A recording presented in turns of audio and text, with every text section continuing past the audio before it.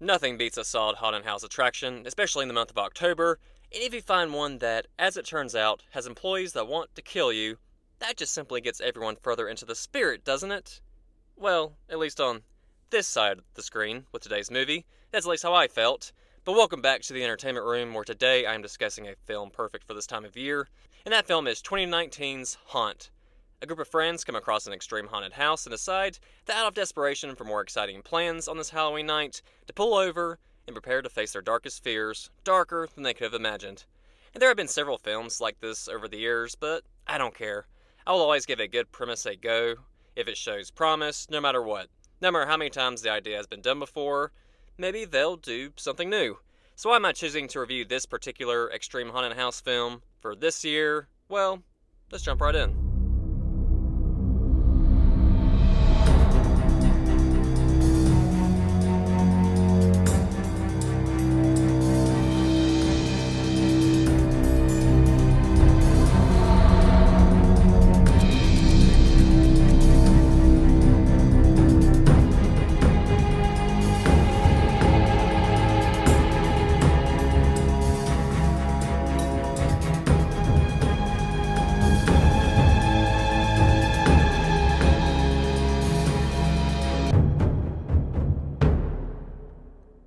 Haunt is written and directed by Scott Beck and Brian Woods. These two guys have worked together plenty before on other films such as A Quiet Place, an upcoming film with a lot of hype called Heretic, 2023's The Boogeyman, and, well, 65, which I have heard pretty much nothing positive about.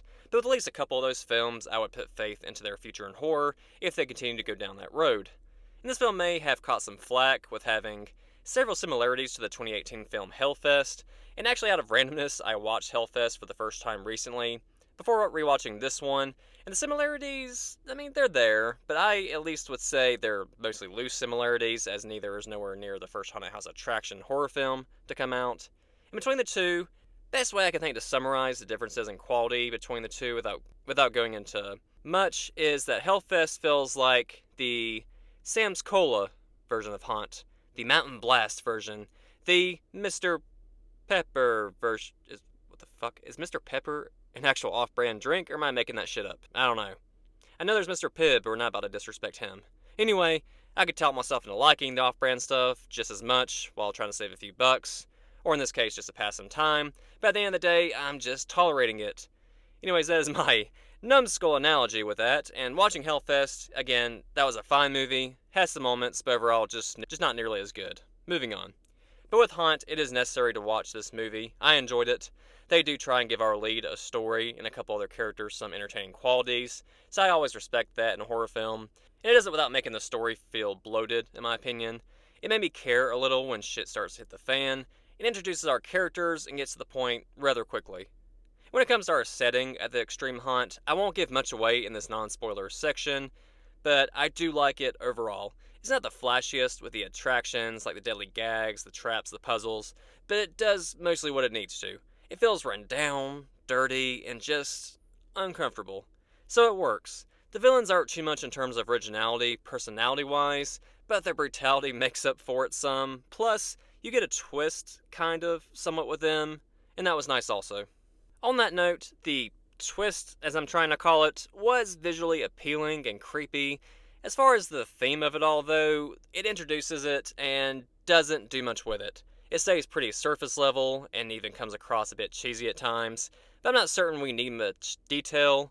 But each viewing I've had, though, it leaves me wanting more background with these antagonists. I consider wanting a prequel or a sequel, but with how often that goes, I'm afraid someone will come along and just fuck it all up. Especially if it's a brand new creative team, so maybe we should let this just be a standalone project. But as far as scare factor, I wouldn't say that too many seasoned horror fans in particular would find this film scary. It attempts a few jump scares like many horror films, but doesn't rely on it too much or lean into it too much, which I think kind of worked in its favor.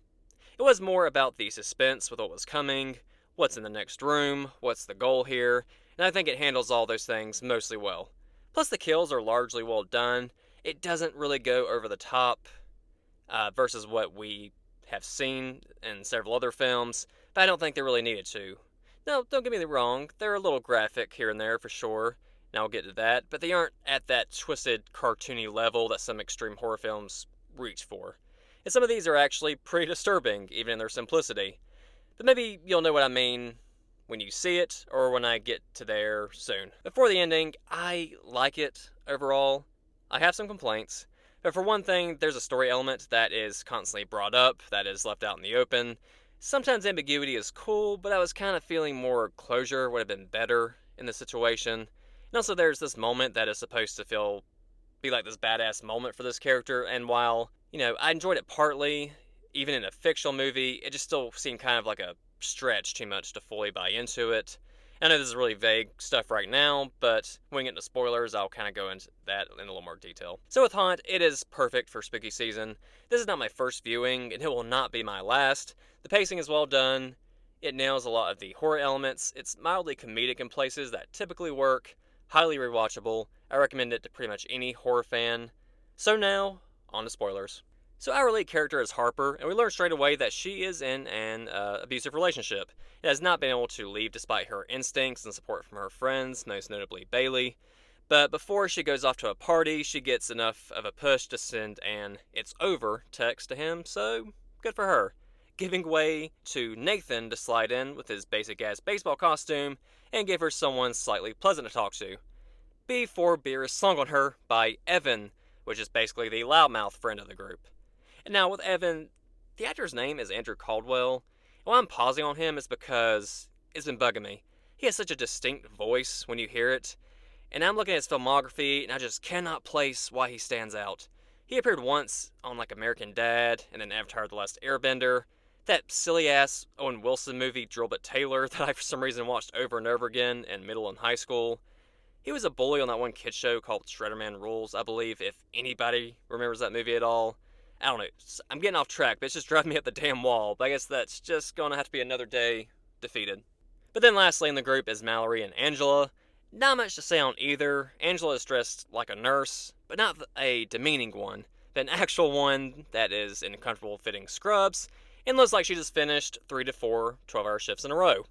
But as a nurse, some of her dialogue in character was mildly amusing, while some was a bit eye-rolling, but at the end of the day, it's pretty clear both of these characters are simply numbers for a body count, but we'll get there. They ditch the party and find this haunt on Yelp and almost pass the place's light-up sign, indicating the road that it leads to. Wouldn't that have been tragic if they had just kept driving, missed it, given up? Tragic, really. But anyways, they catch it in time, they roll up to this rundown warehouse-like place, and these actors are in character, not saying much, a lot of staring, a lot of eye contact, and not the sexy kind. And to avoid plot holes, it's a rule that they have to lock their phones in a lockbox, outside before starting, plus they sign waivers. Thank God for the waivers, right? Or else the eventual murder would have been a real problem. Then the start of the house is nothing to write home about, with it being thought of as just a fun haunted house, kind of bland until they get to a little show involving a person in a witch costume, and an actual customer from the group in front of them, who just seems like a damn good actor. Our witless wonders think as she is hopefully fake branded in the face with a hot poker before the curtain drops. And I like the pace at which they build this place up. They play with our characters' doubts. We eventually get this apparent scripted kill with very convincing special effects. And while, like I said before, it's not the flashiest kill, this movie has good kills that don't have a lot of guts and gore all the time. But they make you just squirm imagining them happening to you. There's something just really uncomfortable about them. And our group gets the option to split up, some going to an exit, and some going to a not exit. So us audience members get the special treat of seeing both parts of the attraction. Aren't we lucky? But they have some little puzzles here and there as well. The first one being where they had to find a pattern with these 3 coffins.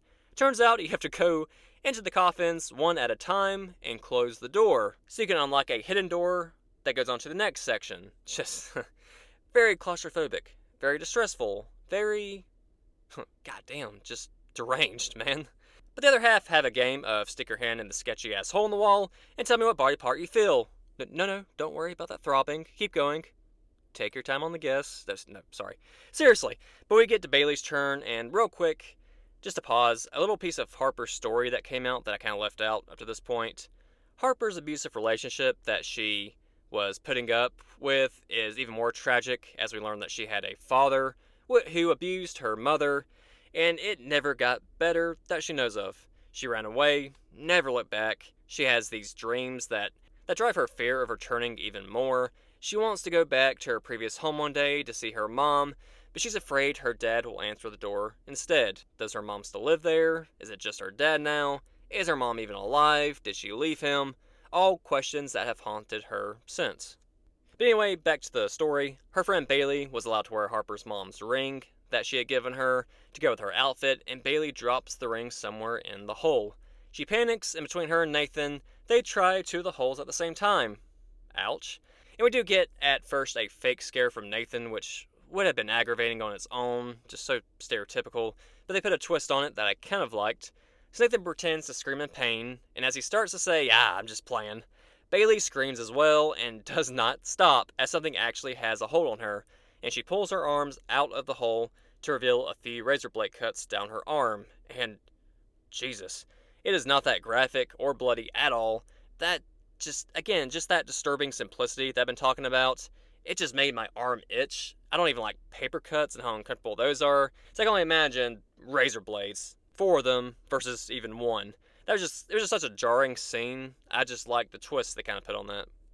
Mallory gets separated from Evan and Harper, and they encounter a devil-robed guy who keeps them moving forward.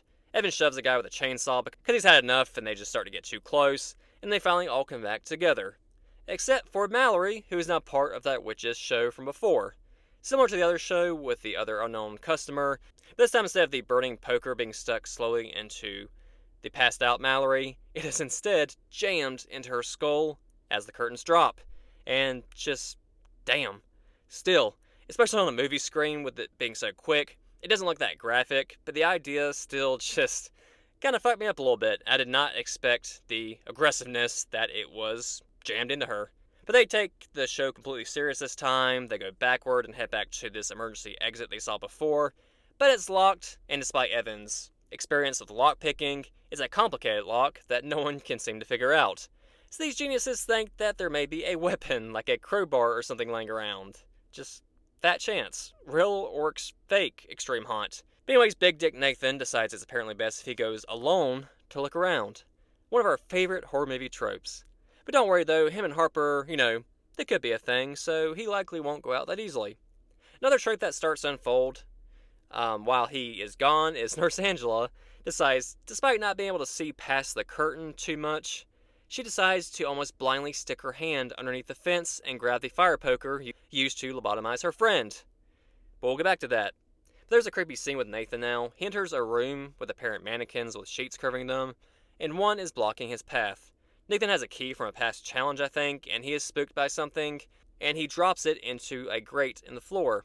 He fails to retrieve it, looks up for that figure in the path to now be gone. He moves forward and investigates carefully, and then the figure kind of pops up out of line somewhere in the middle and takes off through another door. I know that's nothing new, but this moment I thought was done pretty nicely. Nice little bit of suspense added. Kind of kept me on edge. Then Nathan meets another employee named Mitch, wearing a ghost mask, and he seems friendly. He actually talks to them, if not a bit too delayed with his responses. And that doubt never dies, as his friends have no choice but to try and trust him since he has a set of keys. He insists that this is all just a mistake and a misunderstanding, and that nobody was supposed to get hurt. The emergency exit is open. It reveals just a brick wall. And prior to this, Nurse Angela's hand is stomped on like it's an annoying house cockroach, as she tries to reach for the poker, but then Evan finally steps in, able to grab it the rest of the way, so teamwork. Mitch insists that Mallory is in fact not dead, it was just an impressive effect, and she is outside waiting. They decide the best route is through a tunnel, but Mitch informs them that if they go through more than one at a time, a trapdoor will open, dropping one of them down. And Evan goes first to get outside to pick the lockbox with their phones in it. Harper smartly demands Mitch's keys just in case. Now, what wasn't so smart was letting Mitch go second. So he's all alone on the other side. And once again, can we not make a slightly better plan, even in the heat of the moment? I know the group number is dwindling, but maybe we could also not have Evan go off on his own yet either. And Mitch, of course, is confirmed as one of our villains. Shocker. And he boards the opening of the tunnel shut. And while Nathan is next in the tunnel, Devil Mask Person enters from the other door and makes 3 unconventional incisions in Nurse Angela's head with a pitchfork, forcing Bailey into the tunnel prematurely where the trapdoor releases from under Nathan. And Harper ran back through the other door the devil asshole entered. Now so that comes the most brutal death of the film. And I remembered Evan's death just being fucked. I can't remember why somehow, as this was my second viewing and it was after a year or so. But Mitch meets Evan outside, who has discovered the missing lockbox, and asks Evan if he wants to see his face still, which is something that Evan demanded earlier. And then after this we cut to another scene that I just mentioned previously, and then we get back, and we see Evan's body. So his death was off-screen, as Mitch apparently bludgeoned him with a hammer. But wait, there's more. He puts the hammer claw against his top teeth and pulls it backwards, ripping open his jaw. Just, my god. I do well with blood and gore most of the time, but something about jaw injuries, it's one of the few things that really fucks with me a little bit. I still think about the elderly woman's death in the first Hatchet film. If you've seen that slasher film, I don't know. Not sure what the purpose of it was besides shock factor, but hey, they made it look good. And we now see that Mitch does not have a normal face under the mask, but a deformed and carved up one, but he is not the only one with that. The devil costume guy catches up to Harper and reveals his true face, equipped with black eyes, face tattoos, and other body modifications, and my god. You learn before too long that they all have different modifications, as they are much more horrifying than any mask could ever be. So, props to the makeup department for this movie, because these designs are fucking wild. I'm a fan. But Nathan saves the day with a nail gun, giving Harper time to run. To make this current predicament worse, Harper often freezes up when a situation arises that reminds her of abuse, whether it's from her abusive ex Sam, or her witnessing her dad's abuse of her mom in the past, which I think is an effective addition to the tension. I've read that many others disagree, saying this abuse subplot feels forced and thrown in, but I personally disagree. Now, one of the other members, a clown, goes through their belongings before trying to microwave their phones, but not before he accepts a call from Harper's abusive ex Sam, where he demands to know who he is and where Harper is. The clown vaguely and briefly, yet hilariously, taunts him before hanging up. And Nathan sneaks around and finds Harper's ring, and manages to grab Harper's phone before they're all destroyed, and he sends their location to Sam, whose name is still up, but it makes a sound when he sends the message, and Mitch is in the room unfortunately, and he attacks. Meanwhile, Harper is also on her own, dealing with her own clown show, as she is trying to play along with these challenges and avoiding traps, digging through nasty shit to find a flashlight, stepping over a board with nails in it, only to be startled and step back onto a nail moments later. She then goes into this escape room that was supposed to end with her demise, as a shotgun trap is on the other side of the door that, for one thing, is actually pretty fucking cool. It's on a timer, and every certain amount of seconds, it goes off again. And she's hit, but not killed, as it hits her in the shoulder, like every movie hero, and she has more flashbacks to abuse as she hides under the bed and has to fight off the devil guy again, who keeps wanting to reveal her true face, which is an incredibly recurrent theme with them. An obsession, really. But she takes a key from the challenge, stabs him in the eye, and manages to push his head into the line of fire, and he is taken out with his own shotgun contraption. Badass. But Harper gets a 2-kill streak, this time with a pitchfork when another masked person wanders in. Unfortunately, it was her friend, Bailey, who could not communicate because she was bound and gagged. And Harper is of course distraught by her mistake and has to watch her closest friend die at her hands. And, all jokes aside, that shit sucks. I like Harper's character. She's been through a lot, and finally, after some kind of win, no matter how morbid the win was, after facing her trauma in a way, she takes many steps back after taking out the one who was probably the closest to her, so this was a tough death to witness, especially the cause of it. But Sam breaks into the building to try and find Harper, but he triggers a trap that shoots a fat-ass bolt into his neck, and, thankfully, his demise does not end there, as he continues to remain conscious. For the 50 to 60-year-old clown guy, who looks just fucking fed up with life, he just grabs a sledgehammer and finishes off the job. But of course first, he drops a cinder block on Sam's hand. Just, an unnecessary extra touch fitting for a fed-up guy in a clown costume. But, yeah, no more Evil X. Nathan used a sledgehammer he found from, somewhere. Shit, I don't know. To knock down a wall to a room Harper is trapped in, and Harper frees the shotgun and kills the figure with a chainsaw, while Nathan is once again struggling with Mitch, who now is confirmed has a serious hard-on for teeth, jaws, hammers, likely all three, and he tries to recreate Evan's gruesome demise, but Harper steps in once again and knocks him out. And then they run to a worker in a vampire mask who surrenders immediately, saying that he did not know that all of this was for real and that people would die. And he tries to explain to them about learning about their behavior and how he would also get his face once he killed somebody for the first time. But he instead gets his brain rearranged as the witch shoots him in the head. And before moving on to the witch, I am intrigued by the idea of this group and their obsessions with faces, literally and or metaphorically, but they never really expand on what they're all about, which takes me back to my possible desire for a sequel or at least a prequel. Again, they could easily screw that up, but I just kind of wanted more background into this cult-like group. I found it kind of interesting. But anyway, we get one of the most satisfying kills, as the witch character ironically gets her brains scattered, smothered, and topped with a hatch door. Nathan also takes a bullet, I think in the shoulder, and finally uses his baseball costume by taking a bat that they found and killing one of the last members who was chasing them. The clown guy is still alive, sets the haunt on fire, and Nathan and Harper make it out alive to a hospital. And that finally brings us to the end. The end I, again, kind of liked, but I'm also kind of conflicted about some other things. But so, Harper recovers. We see the clown guy approach her parents' house and enter it. It's pitch black and he stumbles into a trap that Harper put together. He desperately tries to free himself, but Harper appears and says, "Let's see what's under that mask," and she fires a shot at him and the credits roll. Now, to start off with unpacking that, I did honestly find it kind of badass, I can't lie. Do I fully buy Harper going through the trouble of putting this trap together when she was expecting him and had the gun? Maybe I don't fully buy it, but I won't lie and say I hate it either and don't appreciate it as a whole. How long has that trap been there though, when potential guests could have stopped by at any point? I don't know, but also, that last line very well could have landed so damn poorly.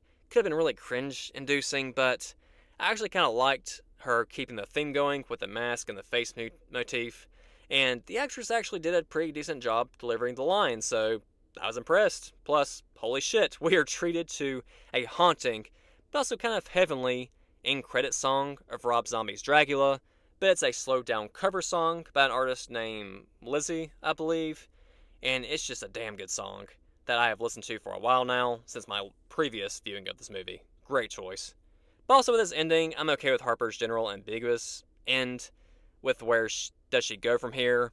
I don't feel like I needed too much more from her as an individual, but they show us her in her parents' house. This whole time they've gone out of their way to talk about her parents. They've gone out of their way to make this last scene take place there, but are her parents there? Her mom? Her shitbag dad? Both? I guess you could argue it doesn't really matter, as she found her strength to fight back finally, which was one of the biggest things. But I felt they brought up that mystery in her head of, are they still living there? I just don't see why they didn't answer the question of, where are her parents? Did she see them?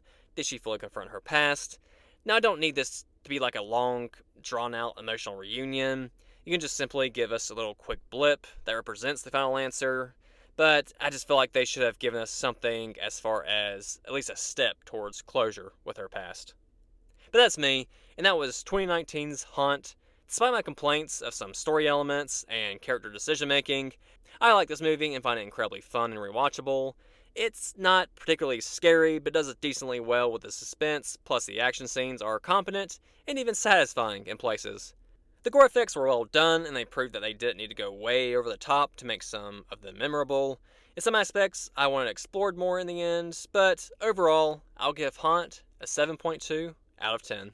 And I just want to say that I hope everyone is enjoying spooky season, getting to watch all of your most important and nostalgic seasonal films to you. I know I am, and I'm excited but sad to see the days ticking down to Halloween. I'll try and maybe have one more podcast review out before Halloween, if I can, but I'll definitely still have daily spooky season themed TikTok reviews out through the end of the month, so follow me on Spotify, YouTube, TikTok, and the rest of my social media, and I'll see you next time on The Entertainment Room.